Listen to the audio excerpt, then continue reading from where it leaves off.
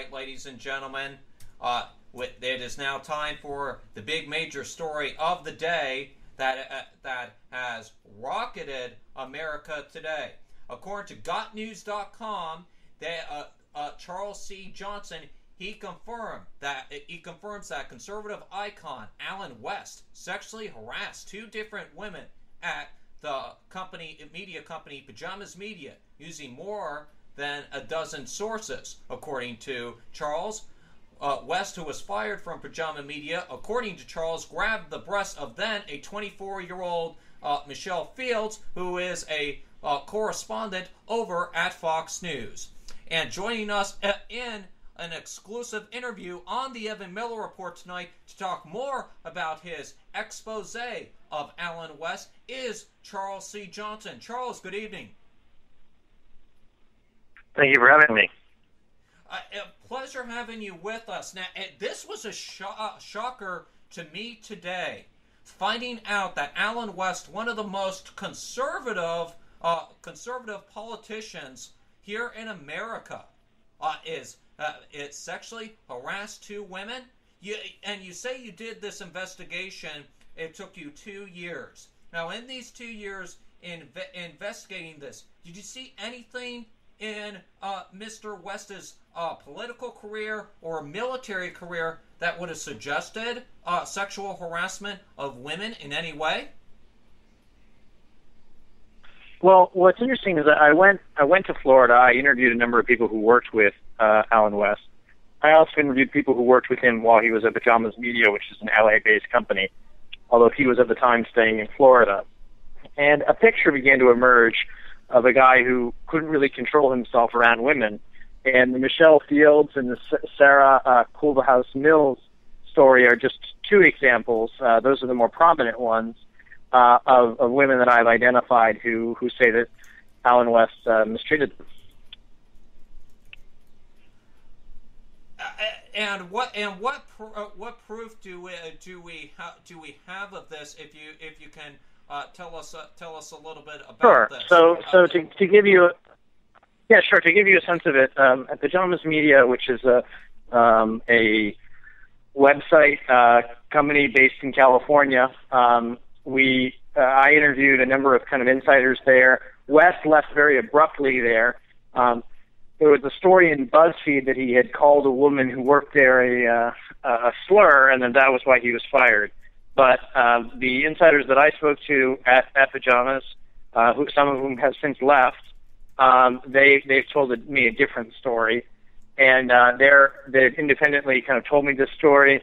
I confirmed it with some other people who knew about it, and it looks as if it's true that Alan West sexually harassed Michelle Fields, and the Culverhouse story was also confirmed by several people who were there, independent of each other. Now, how many people say they witnessed this first event with Mrs. Fields? I want to specifically be on Mrs. Fields for just a moment, because many people who know of Michelle Fields, very popular, only 27. She's now 27 years old. You say at 24 years old when this happened. So this was quite some time ago that this happened. So indeed, was there many? What was there? Indeed. Many So I reached out. So what happened was I reached out to the people who were in the know at Pajamas Media, and they confirmed it. She apparently Miss Fields went to her bosses there and reported it, as well as did Miss Culverhouse Mills. Miss Culverhouse reportedly actually drafted the press release, because she's a communications professional. She drafted the press release for Alan West's removal at Pajamas as a contributor. And so many people witnessed this. Now, what took so long for Mrs. Fields to come out and say that Mr. West sexually harassed her? Well, Ms. Fields wasn't the one who came out. it came out and said it. It was corroborated by many people who were in pajamas. But I've got to tell you, this is kind of an open secret. It's well known in Florida GOP circles. It was well known, and there'll be other women that come forward in the coming days as time goes on. Okay, you just mentioned Florida circles. Can you expand on people who knew within Florida? Is it people within the Florida State GOP? Is it people within Mr. West's former? Yes, it's people within Yes, it's people within the Florida GOP as well as people in the Palm Beach, Fort Lauderdale areas, and there'll be sort of a number of women that have come forward to me already, and I suspect there'll be more that come out in the near future. We should note that the National Center for Policy Analysis, which is the Dallas-based think tank where Colonel West is currently the president, the CEO of that organization. They've had their own kind of scandal in the past involving sexual harassment, and so I've reached out repeatedly to members of the board there, as well as asking them for a statement or for a comment.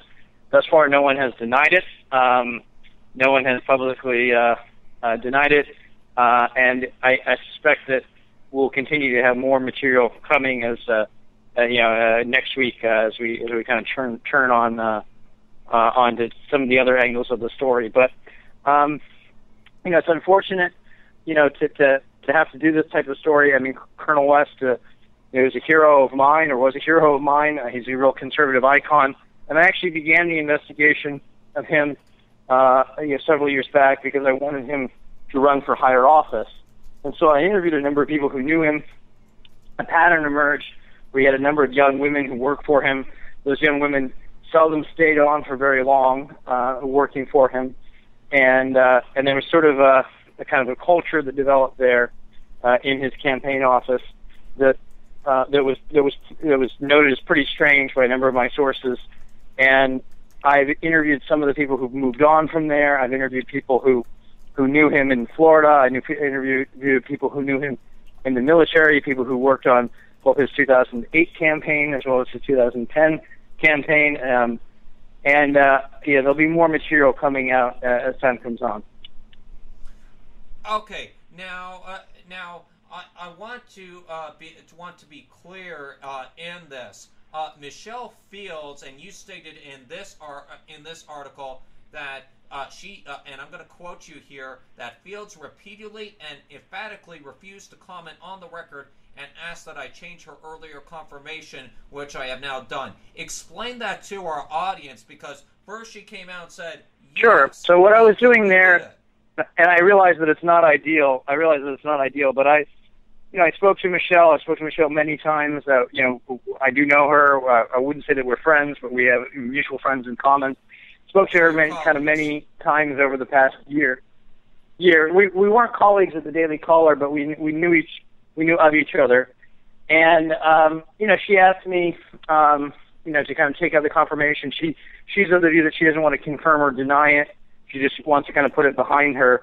I encourage people to reach out to her and ask her about the rather serious allegations. But I mean, I can confirm that they happened. I can confirm that they were reported to the bosses at Pajamas Media. I can confirm that they began the process of Alan West leaving Pajamas Media. Of course, it culminated in the Sarah Kohlhaas Mills incident, in which Alan West reportedly was undressing himself in front of the communications professional who later wrote the press release about why he left the organization. Let's talk about that a little bit. You bring up Mrs. Mills, and you're actually quite forward in that. So what you're saying, and this came from Miss Mills or Mrs. Mills herself, saying that Mr. West actually stripped. No, I did not interview. Correct. I did not interview her, but I was aware. I did talk with people who were in the leadership that made the decision to remove Mr. West or Colonel West. and Okay, I haven't say had enough who sources removed to kind of Mr. confirm West? it. Well, we can say that so we can say that Pajamas Media ultimately came to the decision to remove him. Obviously, Pajamas Media is owned by Aubrey Chernick, who's a billionaire based in Los Angeles, and presumably, and from what I can tell from sources, that all kind of final decisions kind of come from him. So presumably, he's the one who made the final call. But I do know people in the leadership there. I knew people who worked there. I knew people who've since left there. And this was what was known by staffers at the time, and they kind of all independently corroborated each other when I interviewed them. Many of them didn't want to go on record because they had signed non-disparagement agreements, but nonetheless, this is kind of what I've discovered. Okay, I want to move on into the part of this conversation to Joyce Kaufman, and she used to work for Allen West when he was a congressman over in Florida. Explain her relationship and her part in all of this. Well, she was an early and enthusiastic supporter of Allen West. She supported him in his 2008 and in his 2010 runs, not in his 2012 run. And she is a talk show host down in South Florida. She was going to be the chief of staff for Allen West until her allegedly controversial remarks about Muslims were made public, and then she promptly resigned or was forced out, depending on your point of view. But she, she like me was a supporter of West, who kind of came to her own independent conclusions about Allen West's alleged problems with women. And she confirmed a lot of what I was saying about his issues with women, things that she observed while she was on the campaign trail with him, and things that she observed by basically being very close with him. And she and I did an interview earlier today, which is posted at GotNews.com, where you can kind of hear her speak for herself about what she observed and what she experienced working for him. Now, she mentioned in that interview with you today that she was the target of harassing comments herself, and said she was very hurt by those comments that he used against her. Can you talk a little bit about that? Yeah, I mean, she's told me this. I've had other women who are older women. I mean, Allen West is, according to these women, often will say sexually inappropriate things, particularly, discussing a woman's body. Said some other issues, or said some other things related to male anatomy. And so, there are a number of women who kind of come forward and corroborated this, including grandmothers, including conservative columnists, including a communications professional that I tracked down, who since left politics entirely. So there are going to be other women that will come forward, and part of the purpose of this story was to really, get at and discuss something that has been kind of an open secret, and that needs to be, I think, discussed by conservatives generally, who like Allen West, but who may not know this darker side to him. Now, I want to move back to the part of this story when you and I don't know if you can speak to this, but apparently Pajama Media is not doing well as a media company, according to you. Why is that? Yes, well, I another publication, conservative publication. I learned that they at Breitbart.com. I learned that Pajamas Media approached them several months back and to talk about buying out or acquiring Pajamas Media. That ultimately the Breitbart people decided that it wasn't worth their efforts. And if you look at the number of people who've kind of left Pajamas Media over the years, more and more of them are leaving the organization. Reportedly, people are having a hard time getting paid from Pajamas Media. And what's happening is that slowly but surely the organization is sort of winding down.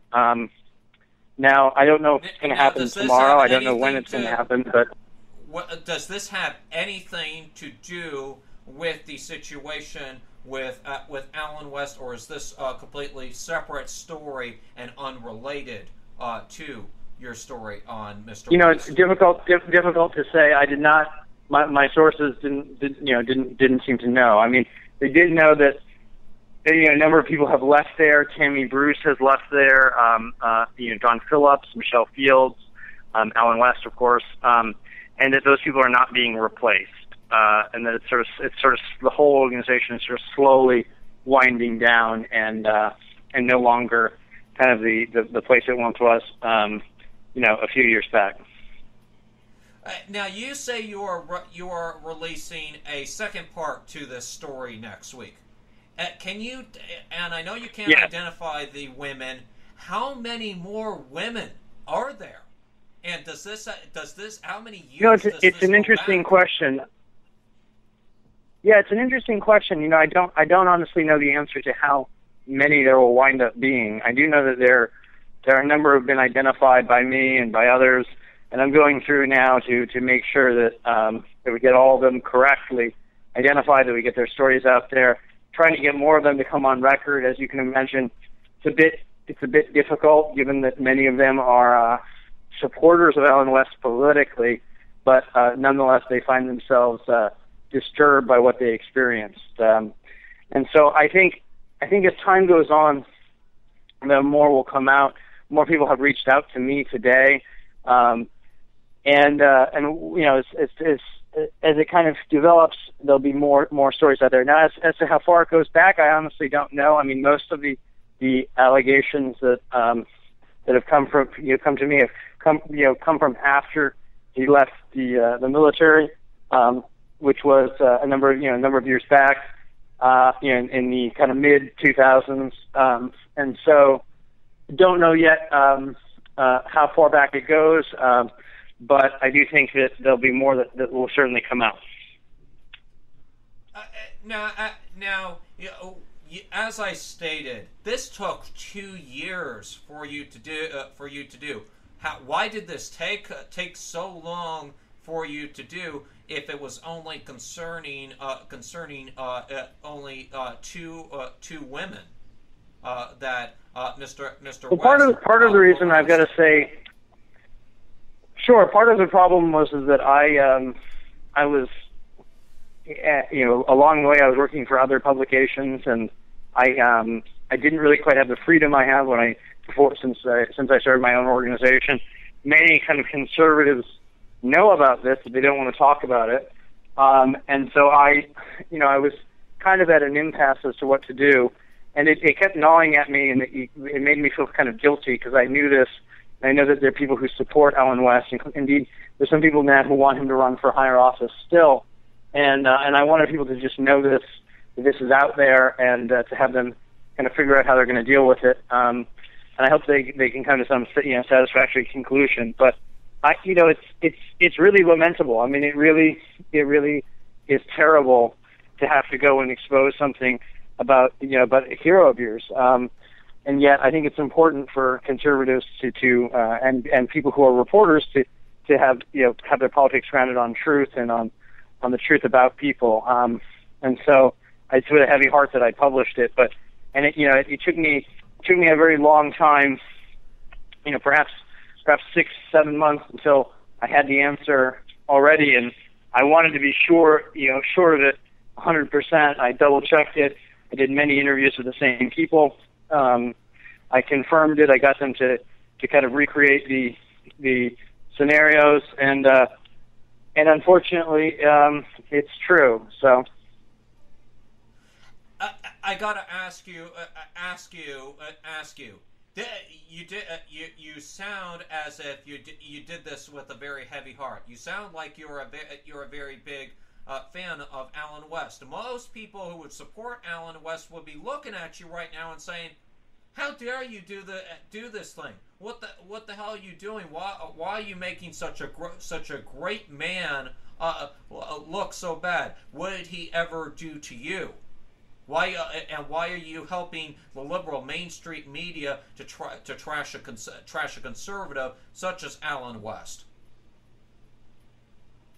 Well, I would kind of argue that, I'm a journalist first and foremost, more than I'm a conservative, and I think people have a right to know this. Now, people may decide that these kind of sexual infidelities don't bother them about Alan West. I mean, that's their right. I mean, we've certainly excused a lot of other politicians. Mark Sanford, Republican, comes to mind, or some more Democrats have sort of gotten away with sexual improprieties before. So I don't think people have a right to make up their own determinations of it. But what bothered me is that this is, Alan West was at one time considered for a vice presidential ticket in Florida. He was vetted by GOP figures there, and people know about this. And my concern is that, if you have a sort of impropriety, it can be used to extort you or blackmail you.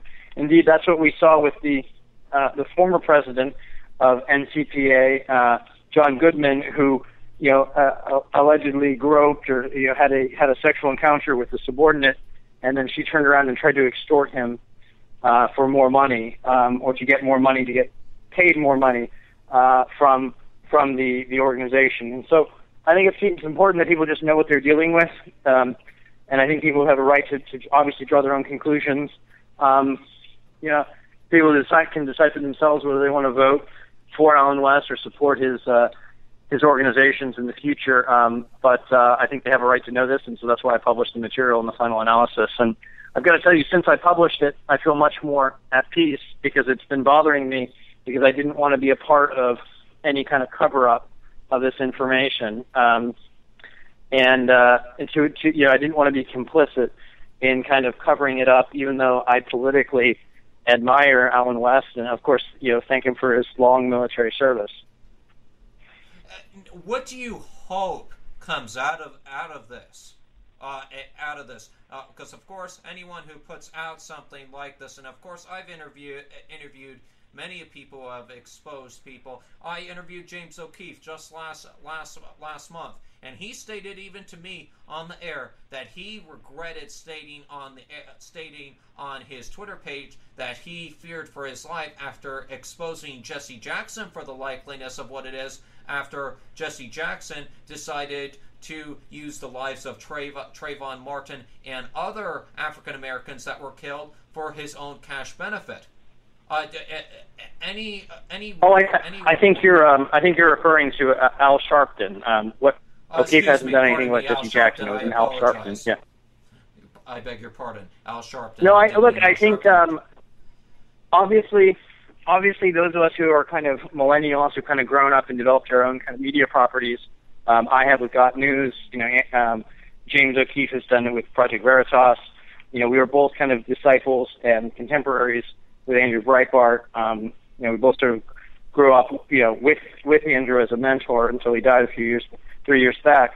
So what I would say is that, O'Keefe and I, we both have a very strong commitment to the truth. We have a very strong commitment to letting the chips fall where they may.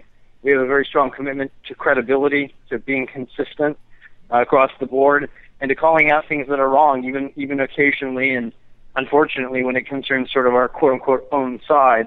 But it's my view that in order to transcend and to really be influential, the new media that's kind of cropping up right now, it shouldn't replicate the defects or deficiencies of the mainstream media and basically just do right-wing bias. It should really try and give people the facts as they are, not as we wish them to be. And that's an unfortunate, it's something to be lauded for and worked towards, but it's an unfortunate part of the process. But it's a necessary one, I'm afraid. Again, I'll ask you, what do you expect out of this? Do you want Alan West to go to jail for what he has done? No, I mean, look, it's not really for me to say. I mean, I just want people to know about it, and they can draw their own conclusions. I mean, I don't think anything he did was criminal. I honestly don't know that. I didn't find anything criminal, but I'm not an attorney, so I couldn't tell you. What do I want to have out of it? I want people to know about it. I want people to. I want the women who were mistreated by Alan West to feel comfortable coming forward and sharing their stories, and I want kind of conservatives out there who support Alan West because they think of him as ethical, family man to know that this part about him exists, and they can decide for themselves what they want to do. I mean, human beings are extremely complicated. Just because somebody, is lousy in one part of their lives doesn't mean they can't do great things in other parts. And so what I really wanted to do is just have it off my chest and have people, know what I know, and that I've kind of been in the process of discovering over these past few years. Yeah, and we talked off air today, and you even expressed to me, and I hope I can express this, that you're tired. You're very tired. This was a very exhaustive process on you. Indeed, and part of the reason I waited until Thursday of this week was because I really didn't want to publish it. I reached out to a lot of people for comments. I reached out hoping that somebody would be able to tell me something that would basically destroy my whole story, and unfortunately, that didn't happen. And in fact, on the other hand, I had not on the other hand, but on contrary, I had people who kind of said, you should do this. Like this is necessary. So I wish somebody had done this earlier. And I've gotten lots of emails from many kind of influential people in the conservative movement cheering me on. I've gotten a few from detractors saying, why did I have to do this? Well, the situation is that we who are sort of on the right have to have standards and have to make sure that those standards are applied evenly. And, I've even had people say, this is a standard attack that's used against black conservatives. Well, we should. It's kind of a ridiculous claim, but it's worth kind of exposing because, we hold our politicians. We should hold all politicians, all public figures, to the same standard. And Herman Cain, as well as Alan West, both black men, both who are accused of committing sexual impropriety, and so people should know about this and they should draw their own conclusions. I wish both of them well. I'm politically a supporter of both of them, but people need to know about this before they draw their own conclusions for themselves.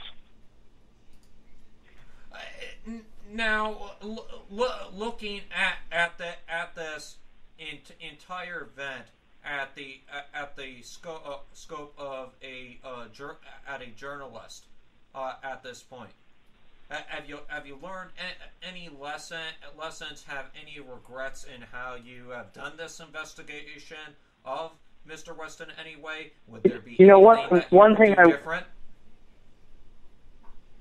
I wish I'd probably come out with it sooner. I mean, one of the things that has bothered me is it's really been eating at my conscience for a while. I also wish that I didn't have to do it. I mean, I wish that somebody else would come forward. I wish other people would. I wish that Alan West would probably, would have, worked on this himself. I wish that other people would have, kind of counseled him to avoid these kind of problems.